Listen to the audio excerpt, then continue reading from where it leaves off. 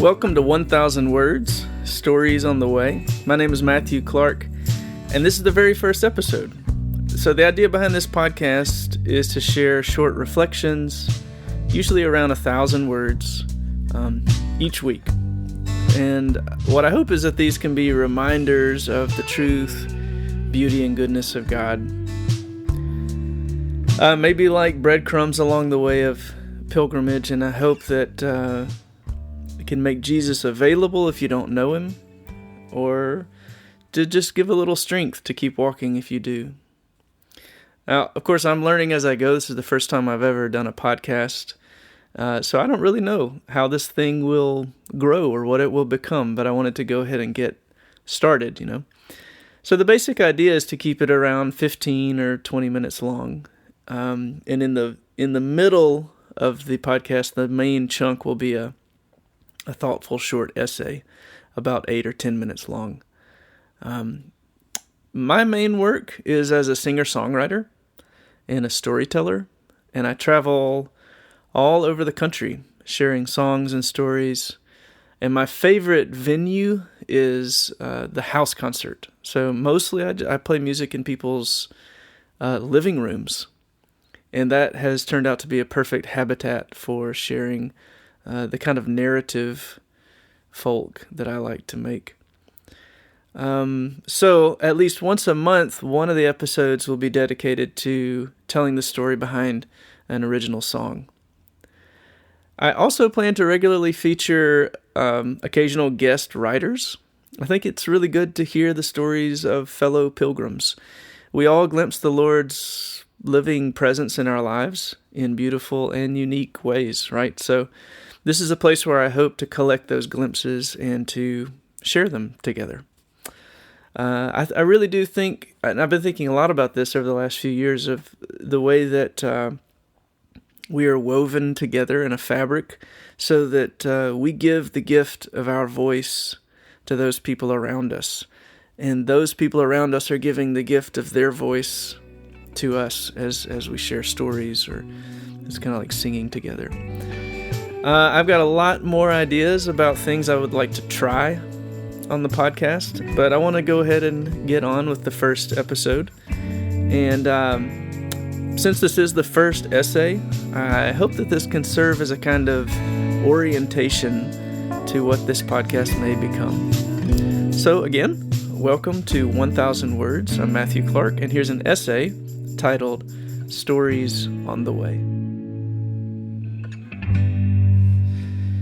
One of the very best things I've read in the past few years is a little 75-page book called Only the Lover Sings by Josef Pieper.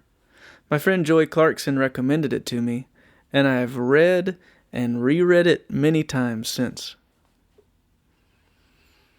The conversation from this little favorite is all about finding ways to keep the feast in faith in the midst of a whole world of ways that we are tempted to reduce life to the cold mechanism of utilitarianism.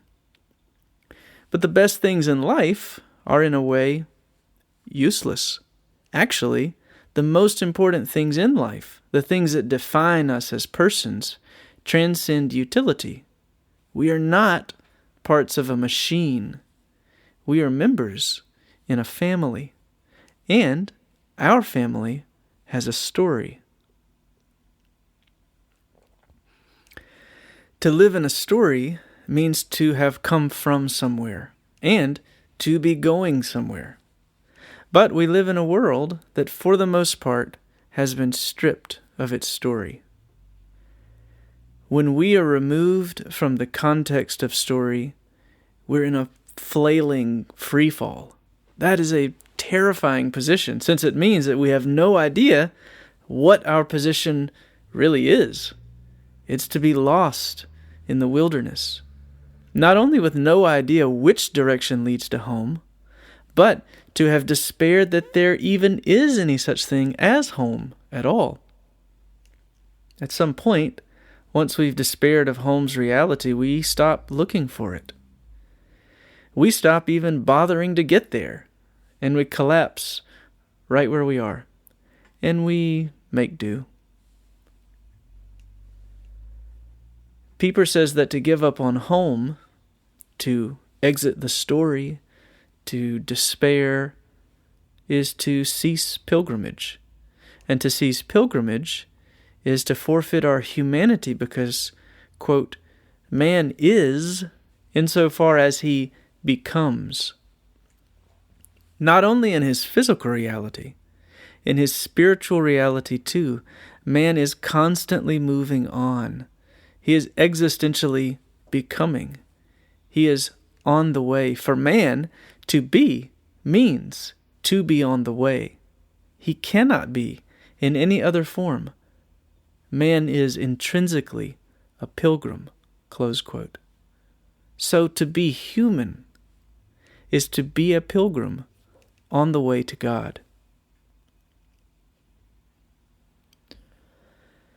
This is the first episode of a weekly podcast called 1,000 Words. In this place, I hope to collect stories, reflections, songs, and meditations that may serve as little feasts on the way of pilgrimage. Feasts to keep us on the pilgrim way toward home, toward Jesus. The air is full of swirling and contradicting stories. To hang on to the truth in that storm is hard, and it's impossible to do all by yourself. Sometimes I need someone to tell me the story all over again when I've lost touch with what is true. And if you're anything like me, then you need to hear it too. Rich Mullins said, "The old story bears repeating, and the dear old truth gets dearer every day." 1,000 Words is a podcast about faith keeping together as we pilgrimage by sharing the stories of what we have glimpsed of God. My friends who've walked the Camino de Santiago in Spain tell me that even though you may take stretches of the pilgrimage alone, what makes the trek are the friends you walk with and the story you make together as fellow pilgrims. Hebrews 11 and 12 seems to suggest the same. The way of faith is a trail that has been blazed by Jesus himself, and many have finished the hike already. We have a cloud of saints who bear witness by their lives that the way of pilgrimage really is worth it. It really does lead to the same joy that Jesus himself saw on the other side of the cross, and that the author who began our story will bring the whole tale together beautifully in the end. In the meantime, we give the gift of our small daily witness to one another, as if to say, rest here a moment, and remember the joy set before us. Again, Pieper, in Only the Lover Sings, says that God's gift of rest is very different from the world's idea of rest. Rest is not just a time to veg out in order to get back to work. Rest is the place we protect for the purpose of beholding and contemplating the true, the good, and the beautiful. Rest, in Pieper's sense, is where we deeply engage, where we actively turn ourselves toward God and ask Him to meet us and give us living water for the journey. In other words, we don't rest just so we can get back to work, since our truest identity is not found in our ability to get stuff done. We work in order to protect time to gaze upon the face of God, to enter into His rest. And His rest is not inactivity, it is festivity. It is feasting. Another favorite author of mine is Henry Nouwen, who wrote a little book called Out of Solitude. And I think in it what he's saying is right in line with Pieper's thoughts on rest. Nouwen points out the times that Jesus took to be alone with his Father throughout his earthly ministry. Nouwen points out that Jesus' public ministry flows from a hidden center of rest in his Father's presence. That is the place Jesus understands himself and his ministry, a place of stillness. From that place of rest, Jesus can move outward into his work, not needing the work to validate him, but working from the validation that was given by his Father in those times of stillness and rest. This is what happens at Jesus' baptism. Jesus refuses to work his own baptism and instead says it's proper that he simply receive from his Father his true and empowering identity.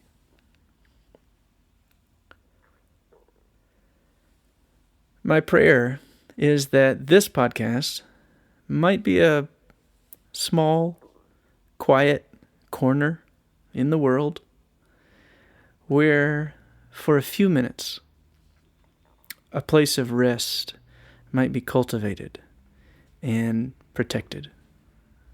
I hope this is a place to catch sight of the trail markers left by Jesus, to glimpse a glimmer of truth and its beauty, to be handed a little cup of water, and to find that the joy set before us is real, and that you do not walk toward it alone.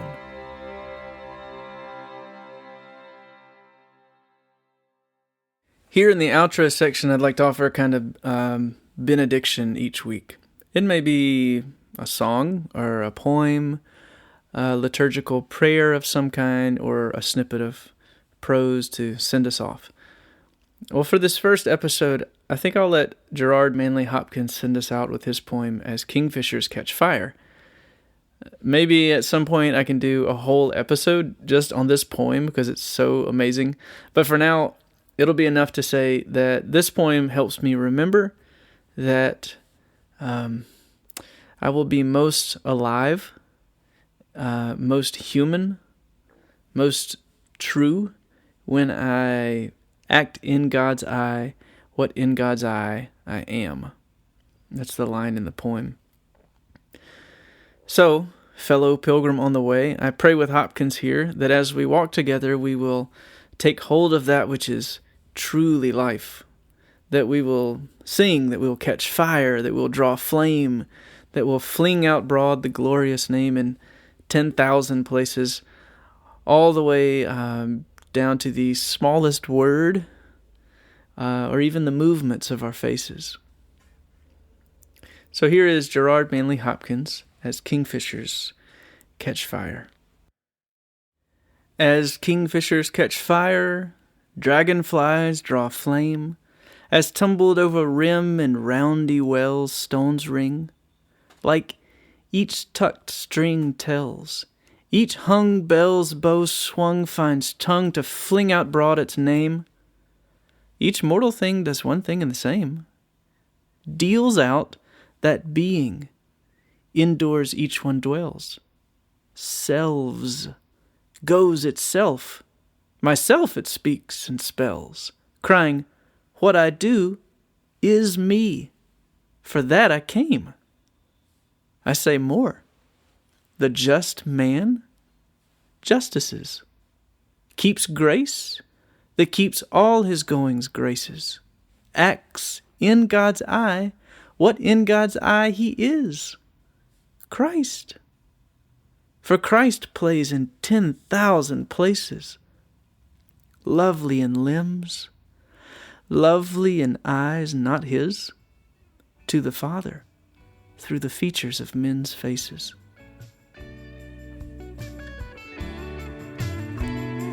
That's all for episode 1. Visit www.matthewclark.net/1000 words for more info. And leave a review on iTunes if you enjoyed it. Thanks for listening. I'm Matthew Clark.